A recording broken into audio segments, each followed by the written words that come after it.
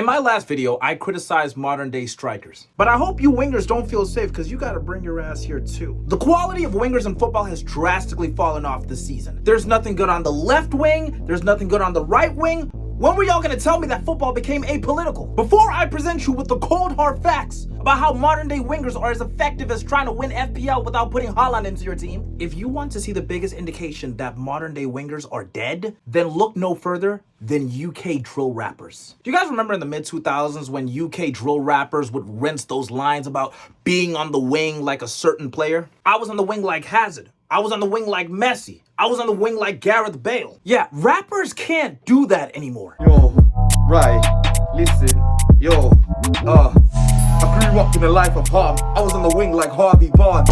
Oh, what? What are you talking about? Yo, what's wrong with that, Chico? Yo, I swear I'm gonna chef this guy up. This is part 2 of our 3-part series about why forwards are less effective in football this season. Bruhs, it is your boy, the streets champ, Toby World, party time, excellent. And let's get to the video. Now, for those wondering, why does Toby hate modern day wingers so much? Well, it's probably because I'm less than a decade removed from guys like Ribery, Robin, Sanchez, Hazard. I'm not even gonna talk about these two freaks. Partnerships like Sterling and Sané. Partnerships like Salah and Mane. Like Steve Rogers in the MCU said, I could do this all day.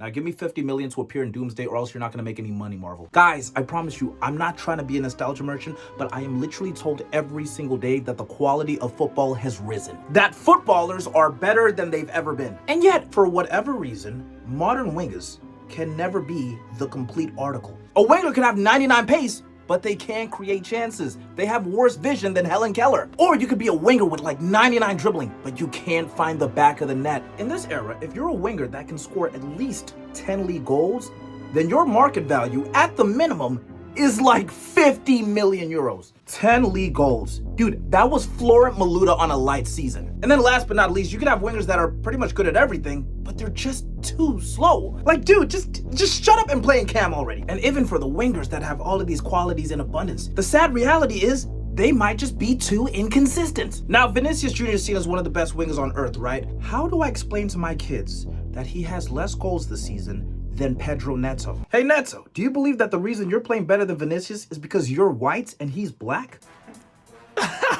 Is that true? Brilliant. Of course! Wow, Neto, that's kind of racist. Is that how you feel about black people? A part of me, they are all ugly, you know? Okay, I'm being too general for y'all. It's time to start dropping names. I'm gonna list y'all some of the modern wingers that just piss me off. There are 2 Premier League teams that are cursed with the absolute lowest state of wingers right now. It is Chelsea and Newcastle United. Now, I'm not gonna hold you. Anthony Gordon used to be that guy. A couple of seasons ago, this man was tearing teams apart and he was a big game player. But now, when you watch him play this season, it kind of reminds you of those matches where Usain Bolt is playing for one of the teams. Like, yeah, this is the fastest dude on the field, hands down, but that's where all the quality ends. So in the Premier League, his only goals this season are penalties.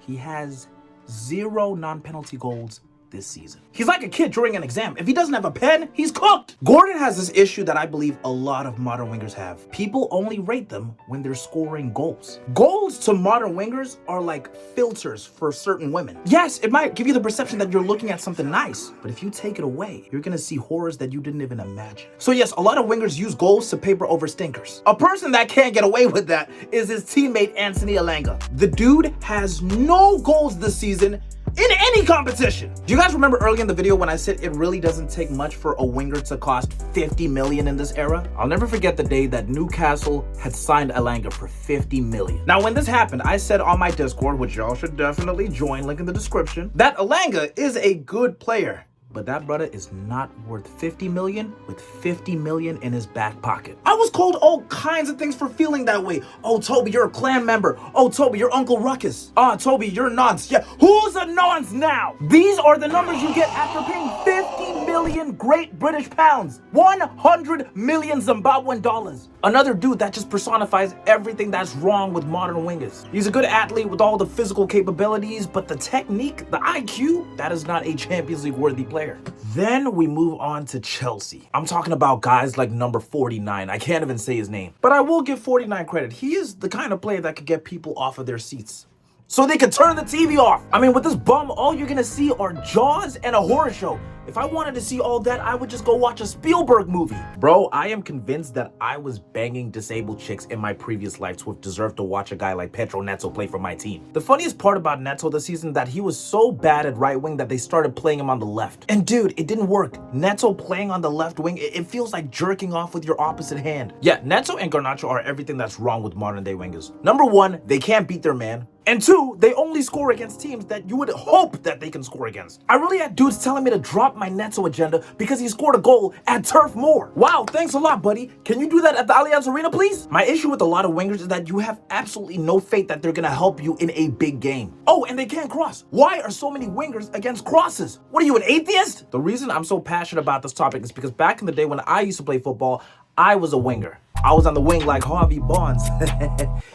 No? Okay. Oh, by the way, guys, I know I always do the thing where I say like the video and comment down which rogue footballer you're honoring your like to, but low-key for this video, I want y'all to comment down which whack winger you are on the wing like. I want the whole comment section to look like a UK drill rap fest. But if I see anybody say Neto, then I'm gonna ching you. Now, when I was a winger, I was absolute pants. I could not dribble, okay? The only way I could get past a defender is if I kept my head down and I just kicked the ball forward and I start running. I was basically challenging defenders to a foot race. So I guess you could say that I was Martinelli before Martinelli. Martinelli's another player who, even when he is scoring goals, I'm just not convinced. He has this issue that a lot of other wingers have. Every time they're doing well, it doesn't feel like it's going to be consistent.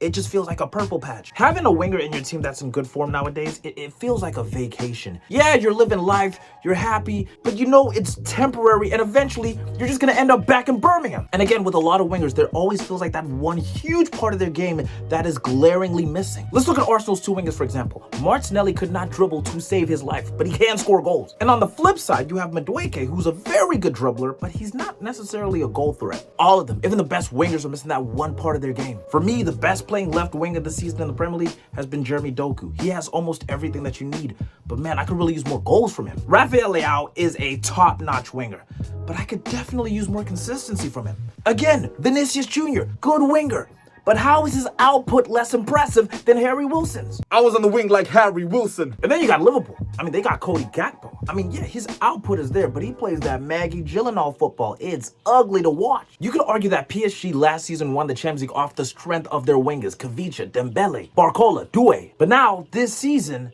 these guys have less goals than João Neves in Ligue 1. Dude, what happened to wingers?